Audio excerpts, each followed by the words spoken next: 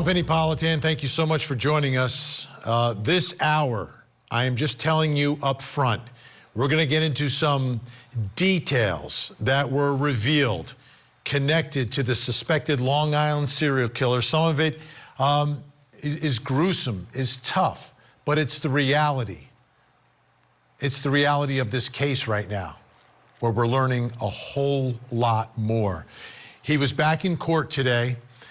He's in New York, so you're not going to get video cameras, but there were some still photos taken of the accused killer inside court today.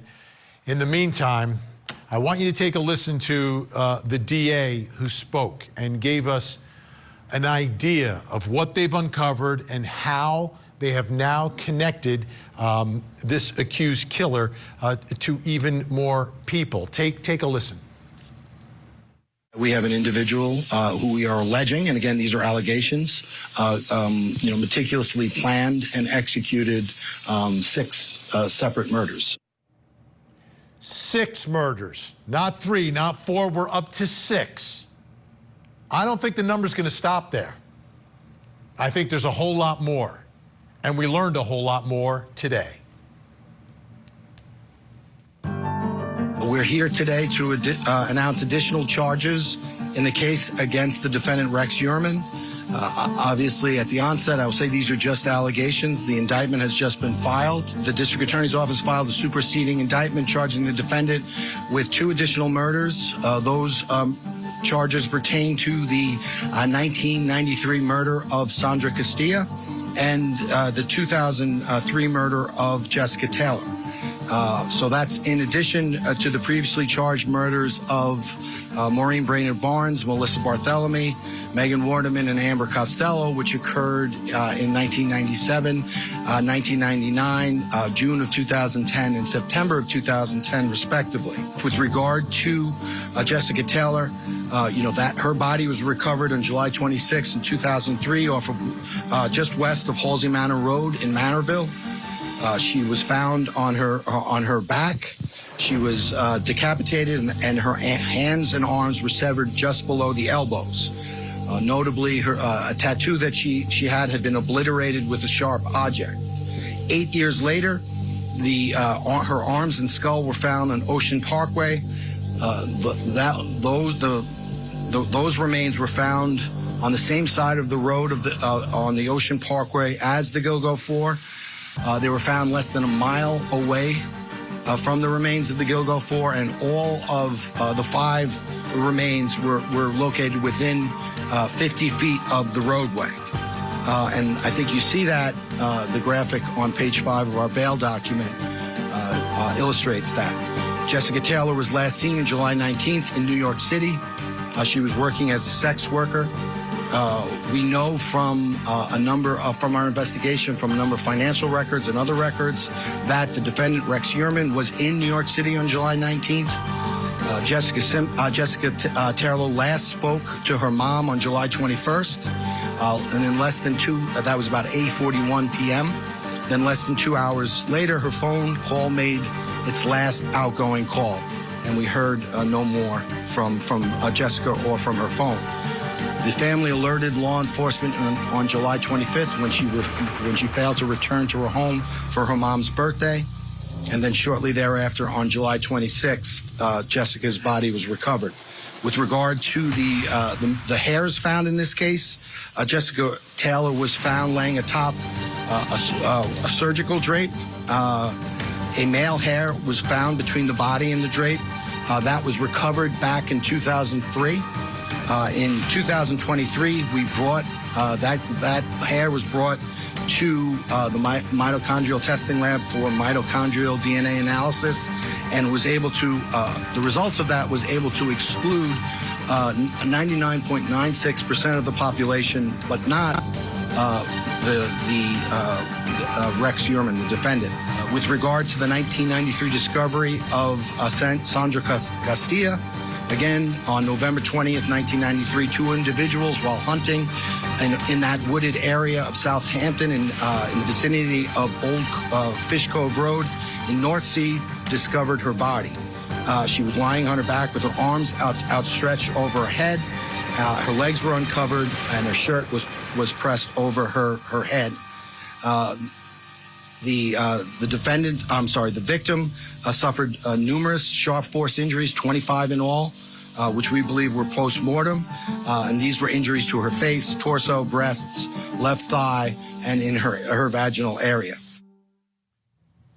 Now, we've also learned a lot more from notes from the defendant, his process for doing all this, and we're going to go through it, but I need some help. So joining us tonight, psychologist and author of The Minds of Mass Killers, Understanding and Interrupting the Pathway to Violence, Siobhan Scott is with us. Also joining us, serial killer expert, criminologist, author of the book Why We Love Serial Killers, and the star of the one-man show Serial Killers with Dr. Scott Bond. Dr. Scott Bond is with us. Thank you both for being here. First headline for me today was connecting this man to a murder back in 1993.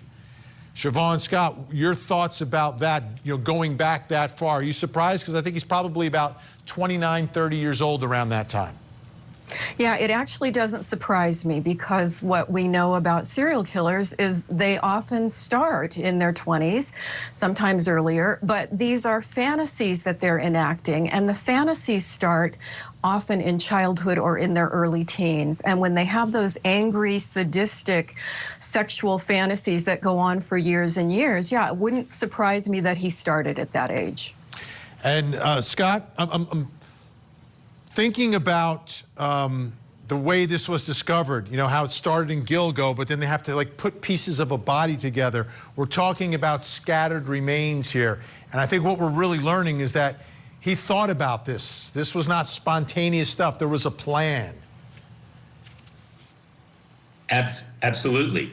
You have an individual here that falls into a category of serial killer known as an organized power and control killer.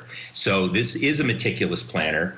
And as I think you know, Vinny, I profiled this unknown killer for the New York Times newspaper back in 2011, and I predicted that he would be meticulous, highly trained, and educated. And if you think about it, he's an architect, right? He's trained in engineering, mathematics, design. Who has to be more meticulous in their organization than an architect? And he's used those same skills in both the abduction, killing, and disposal of his bodies.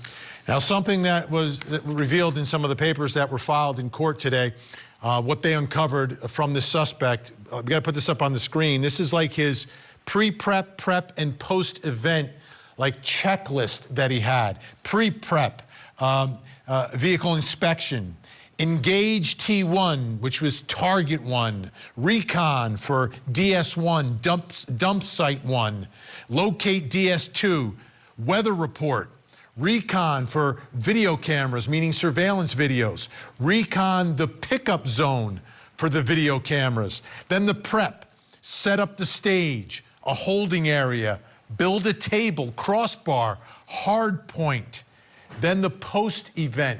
He refers to it. And he's also misspelling words here, which is fascinating. Destroy the file, change the tires, burn the gloves, dispose of pictures, have the story set. Looking at these checklists, what jumps out to you, Siobhan? The obsessive attention to detail. We sometimes think that these guys are getting their pleasure out of the actual murder. Well, they actually get pleasure in the planning phase, and they get pleasure in the post-murder phase as well. And so this is something that makes me think this guy spent an inordinate amount of time thinking about this and planning, and he had this obsessive quality to his personality. Scott, what did you learn going through his checklist here?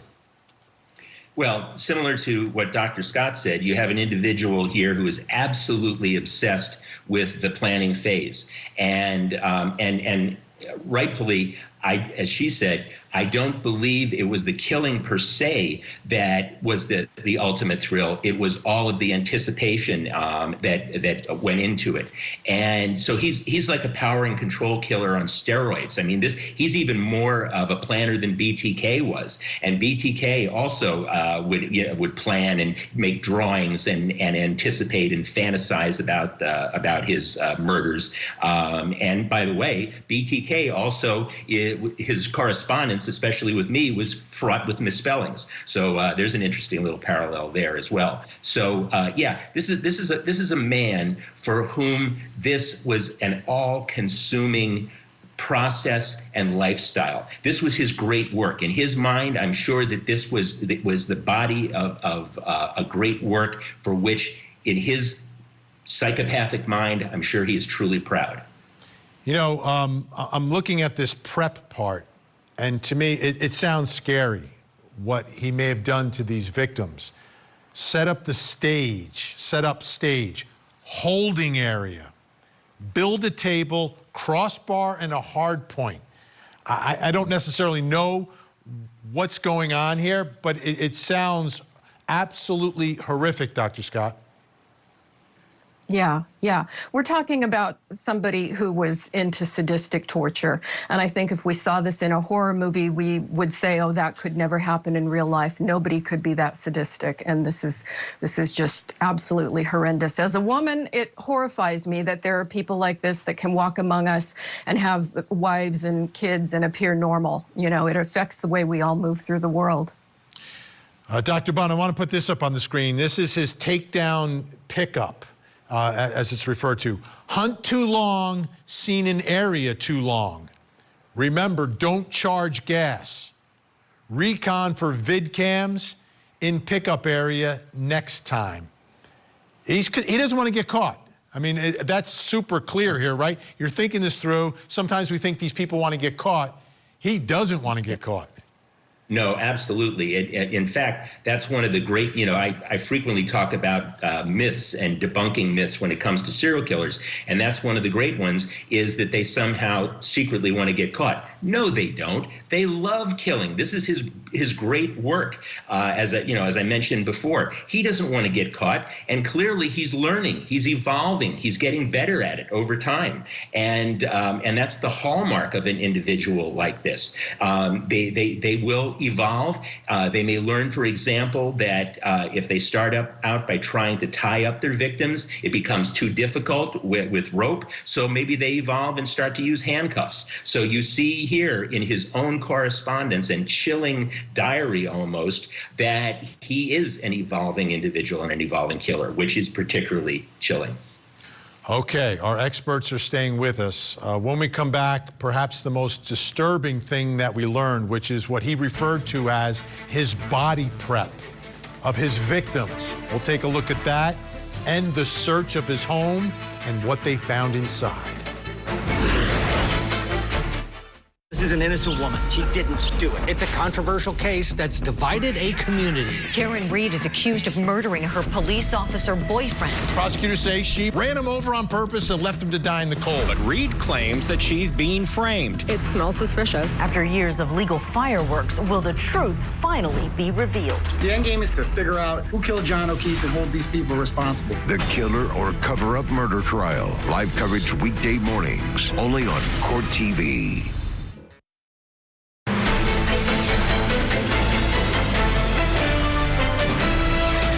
The task force believes that this is a planning document, and it was utilized by Heuermann to methodically blueprint and plan out his kills with excruciating detail. We allege that this document evinces the defendant's intent in committing the charged crimes, that his intent was specifically to locate these victims, to hunt them down, and to bring them under his control and to kill them.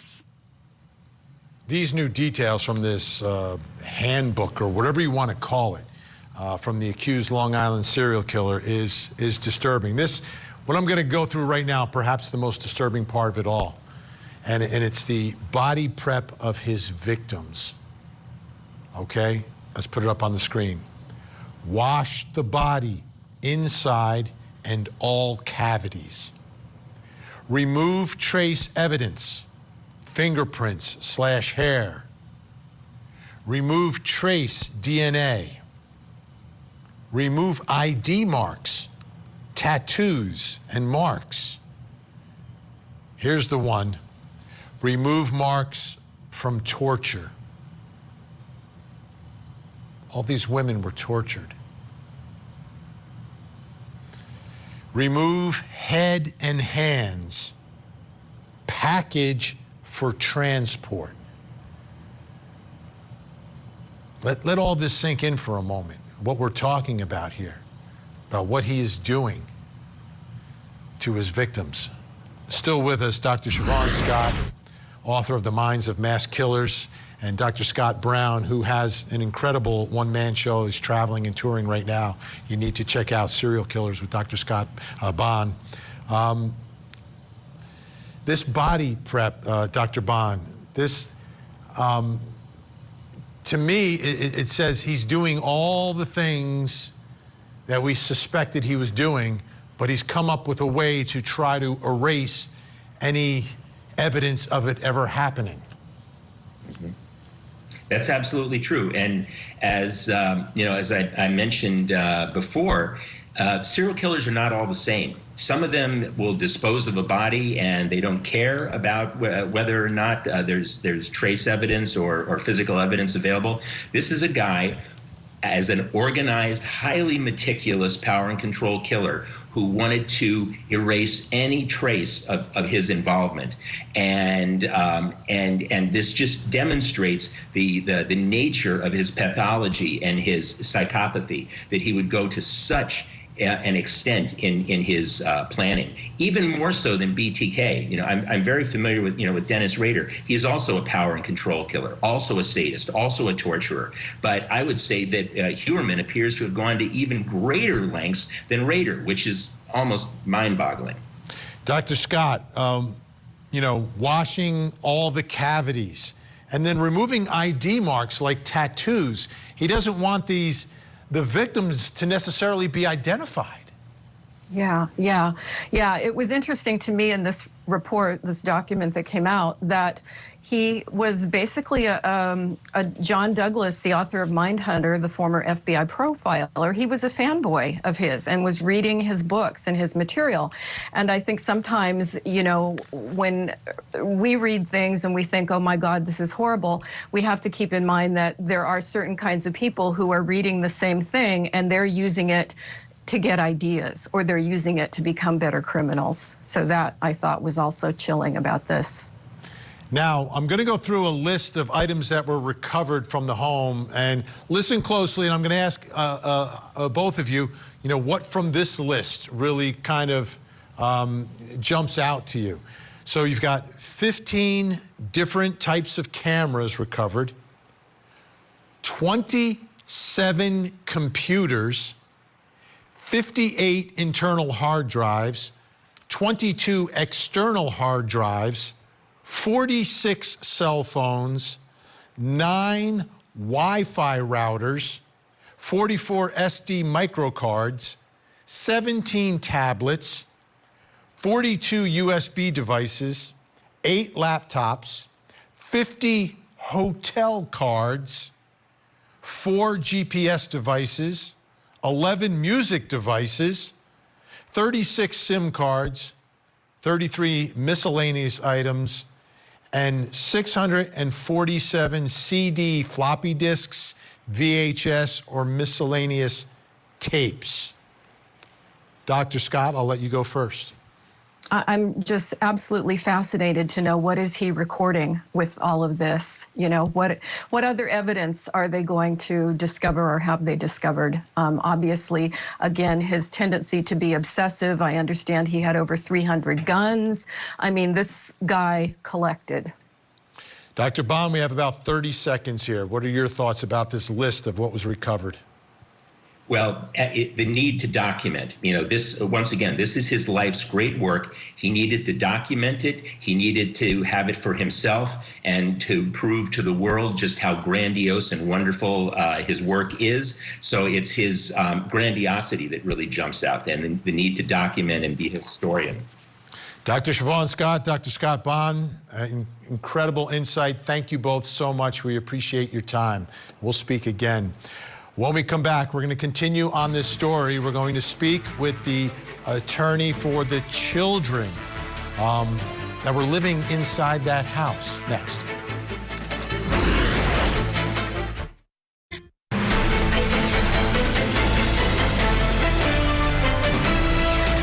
This is what this case is about. We don't ever forget that. This case is about the victims and their families, and hopefully providing them with that small measure of closure. And the families have been nothing short of incredible.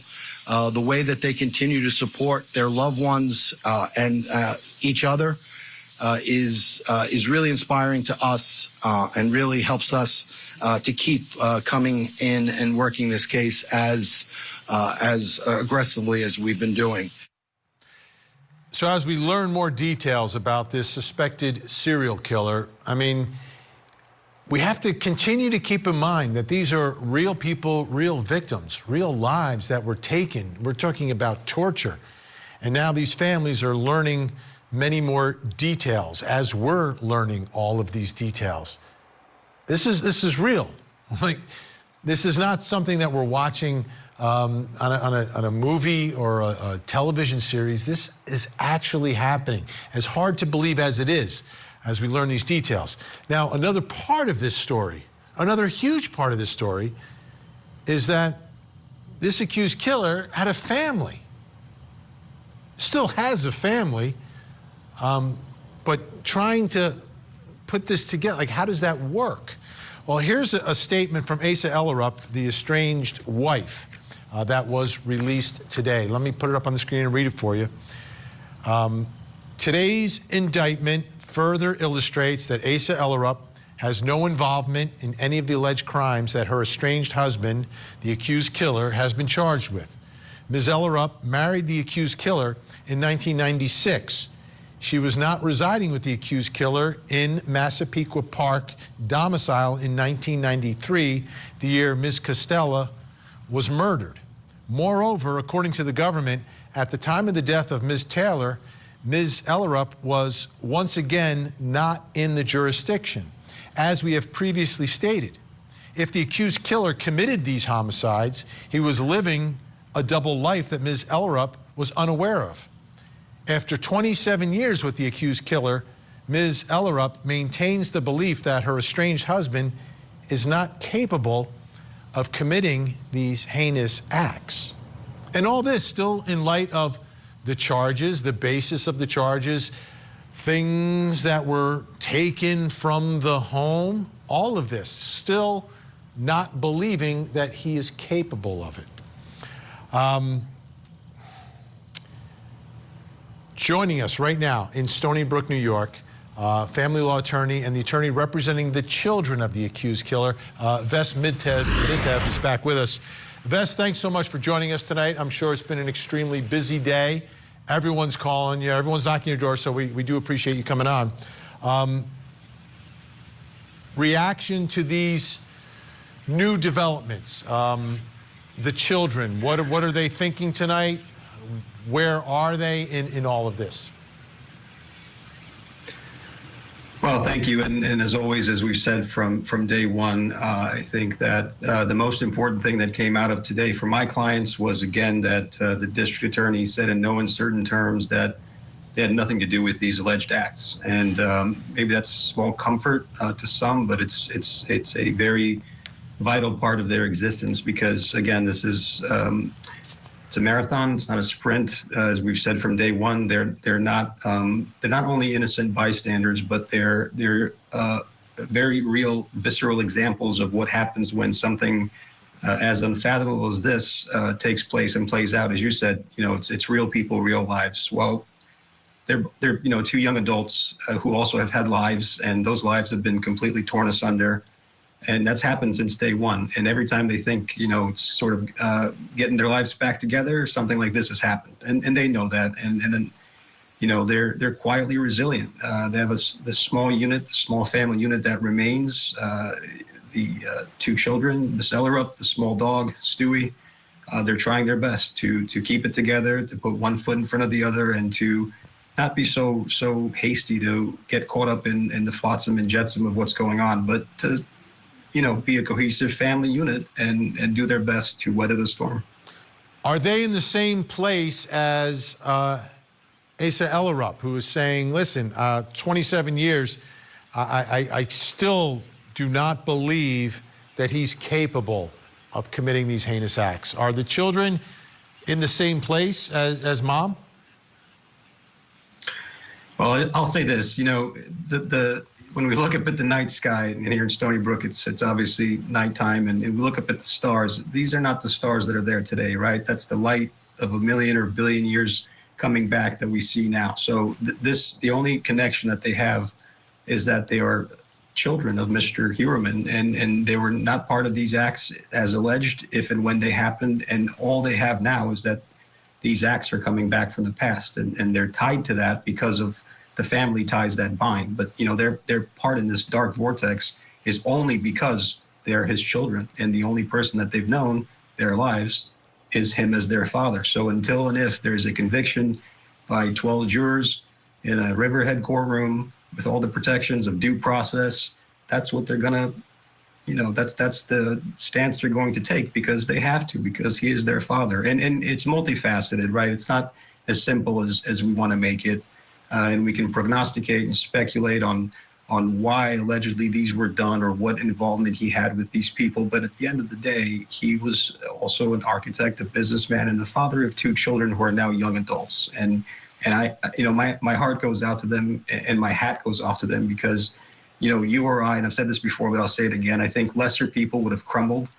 They would have vanished into dust by mere fact of being associated with this. And they have not. They have bravely faced every kind of searing adversity, from the media camping out outside their house to their whereabouts being tracked, to the police ransacking their house, turning it upside down, not once but twice, and removing vital items from their house that they needed. They were refugees in their own front yard, basically. So what they've gone through and what they continue to go through, I don't think we have the time here. Many hours, it would take us an untold amount of hours to unpack what's actually happened, and we have a front row seat, and they'll continue to do that. As I've said before, it's a grim marathon. They're going to continue to play their part, and their part is to be a cohesive family unit and wait for this process to resolve in a courtroom, not in the court of public opinion. The searches, and we've received more information that was released in some documents that were filed with the court about computers and electronics and things that were seized from the home. And it just seems like massive amounts of cameras and computers and cell phones and everything else. What was the situation in the house? Was part of this house just like off limits to anyone else in the house? Well, the situation, it's a very small house. I think it's been widely reported, so I'm not saying anything new here, but it's a very, very small house. And as far as the second search goes, again, although it was much narrower in scope and in time, and it was conducted with, a much more nuanced approach than the first time around, which was obviously, we've said in the past what we thought that search conducted, how it was conducted, and we took issue with that again. All I can tell you is, again, that, even this, oddly enough, I would say oddly enough, nothing in today's press conference, nothing in today's bail application that was produced by the people has anything, sheds no light whatsoever on any additional items that may have been removed from the house the second time around, which is curious in a way. And again, more items were taken, things that have nothing to do whatsoever with the investigation, such as brand new books that Victoria bought, things like that. So again, the house that they're going to come back to at some point is, again, a crime scene, and it was a crime scene, and it might be a crime scene in the future, and they have to deal with that uncertainty, which is paralyzing. Not knowing what tomorrow brings it can be absolutely demoralizing, as we all can imagine. But not knowing what tomorrow brings in your own house, and whether or not you're going to be able to wake up in your own bed or behind yellow police tape, is, again, nothing I'd wish on my worst enemy. I want to take a listen to a little bit more from the DA here mentioning the family. Among other things that we're able to establish with regard to the murder of Jessica Taylor was, once again, family travel. We were able to determine that at the time of the disappearance and death of Jessica Taylor, once again, the defendant's family was out of the state. They were staying at a resort known as Smuggler's Notch in Vermont. We were able to corroborate that information through witness statements, photos, and phone and financial records. In addition, there was a hard drive that backed up to a Palm Pilot, which was the defendant's date book. And in that, and again, this is chronicled in the bail application, but in that date book, it's indicated that his wife is in Virginia at Smugs from July 20th through July 27th.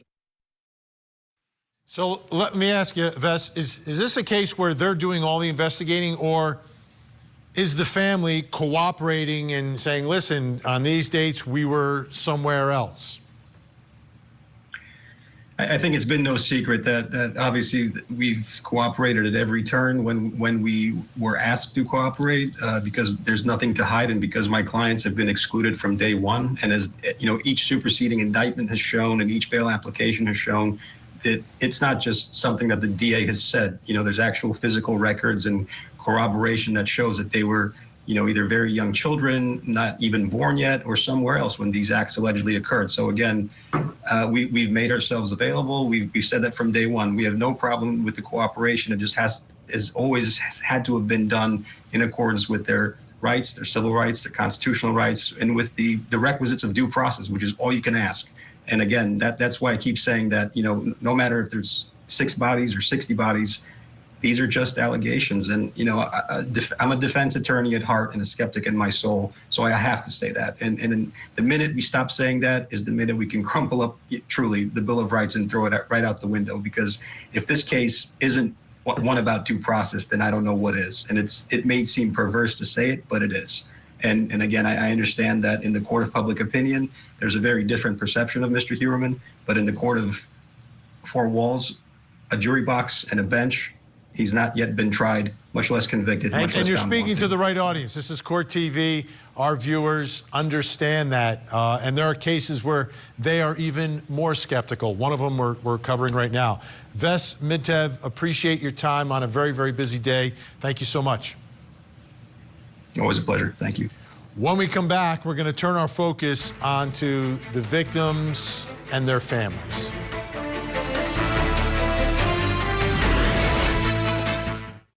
One of the most successful true crime TV shows ever. This is crazy. Now has a new home on America's original true crime obsession, 48 Hours, on Court TV. Coming up next on Court TV. Friday nights, the WNBA is on Ion.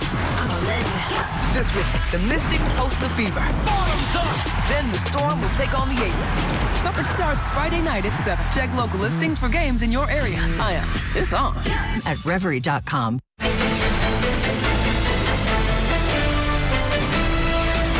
Jessica, my darling daughter, you will never be forgotten. You will always be missed. You will forever be in our hearts. Victim advocate and attorney Gloria Allred speaking on behalf of one of the victims, alleged victims of the Long Island serial killer, who's back in court today. Body count is now up to 6. He's been officially charged with one of the newest ones, Jessica Taylor. And here are some images that were provided by her mother. Let's take a listen to more of Gloria Allred's statement today. Jessica was my daughter. She was loving and compassionate and so funny. She loved to make people laugh. She could always make people laugh. She tried very hard in school. Jessica had 2 brothers, and they would always play together. She and her brothers were very close. Jessica loved riding her bike. She loved playing board games, Monopoly, Chutes and Ladders, Candyland. She loved playing cards, especially spades and rummy. She loved cartoons. She loved to sing. She would sing along with the radio and was in the choir at church. She loved to cuddle with me and her brothers when she was younger. They would pile on the couch and watch TV together. I miss how she called me Mommy and Mama. It's a tragedy she never had children. Jessica would have made a great mother. She loved kids and loved working with them. She worked in the inner city with the kids in summer camp as an aide. She loved supporting kids and helping to take care of them.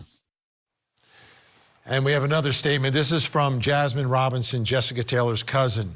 Jessica was a beautiful person. Simple memories such as sitting down to dinner together, drawing pictures, dancing, jump rope, and sleepovers with her and my sister are memories I cherish.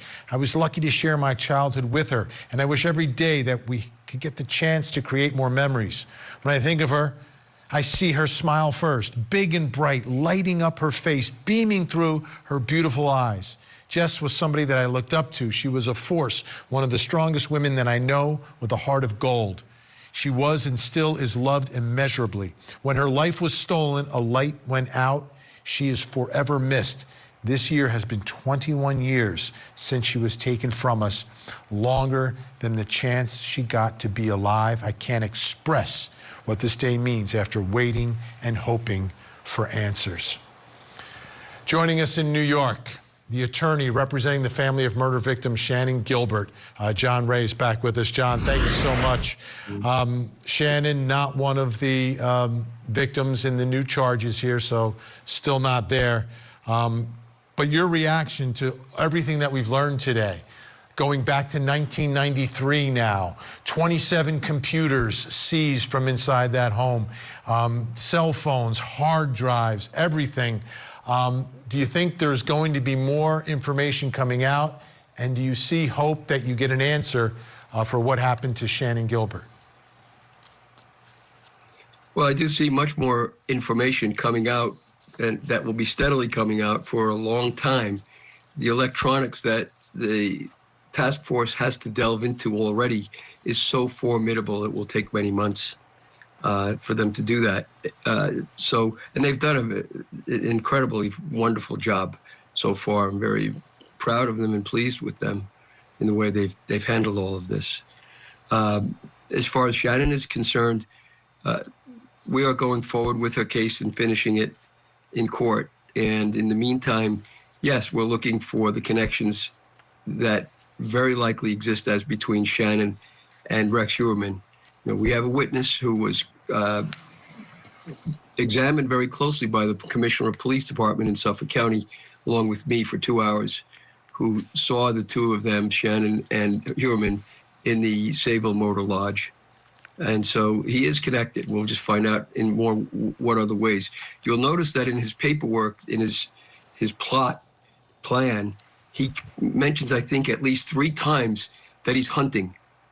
And I have several witnesses who have survived him, who have given me statements, and I've interviewed where they were hunted. They were stalked by Heuermann, and that's what he did to these other girls as well. He's a hunter.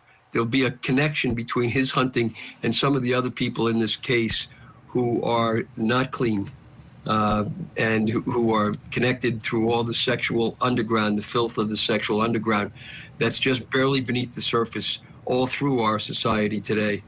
You will see these connections, and they come through such hobbies that he has or had, such as hunting. You know, the marsh is a perfect place on Long Island for duck hunters. There's even a duck hunter club in Oak Beach. you will see that Heuermann is a big hunter. He says so himself. But something else he said, and that the district attorney said, that caused me to look carefully at the list of things that he did or that he wrote. And I noticed something, I don't know if it was noticed or not, but on page 22 of the indicting papers, we heard from the doctors who were here, or the experts, that he likes to collect items and he likes to make a list, and he feels good about that. I have a slightly different point of view of that. If you look at what he's written, everything he writes is about his attempt to cover up what he's doing. He's very much concerned with cover-up and organizing that cover-up. Let me say it to you a different way. I get the impression that this man has a very poor memory. He has a big memory problem, a very poor memory. And he writes things down so he doesn't forget them, that he can use them, he doesn't overlook them when he's trying to hide himself. And if you'll notice, the misspellings are pretty awful. They're such bad misspellings that even if he was a poor grammarian, he wouldn't make some of these spellings. They're impossible. They're absurd. That suggests to me that he probably has a drug problem, and maybe he gets high when he does this and then doesn't remember what he's doing, so he's got to have a list. But here's the thing that I noted. Under on that page 22, if you look at what he lists as supplies, and what amongst which he has lye and acid, so that the bodies rot much more quickly. The only thing he lists where more than one human being would need them or use them on his list is hair nets, plural. Hair nets, plural. Somebody else besides him needs a hairnet. Wow. It's the only time he ever says that. John, we're out of time for tonight, but we're gonna talk about this again tomorrow night. It's television, unfortunately. We have these breaks. It's but we appreciate your time. No, you're not rambling at all. It's all significant, important, and great insight. We appreciate it. Thanks so much, John. Okay. I hate cutting him off because he knows he's been living this case and story for so long. All right, before we go, we have a missing child who needs your help. Please take a look at your television screens. This is Catherine Allen Noblet, missing out of San Antonio, Texas, only 15 years old. Please take a look at her face. If you see Catherine, pick up the phone, make the call, 911, 1-800-THE-LOST, or you can call the San Antonio Police Department in Texas. Please, let's see if we can get Catherine to a safe place tonight. I'm Vinny Politan. Thank you for watching. Have a great night. And as always, please don't forget to hug the kids.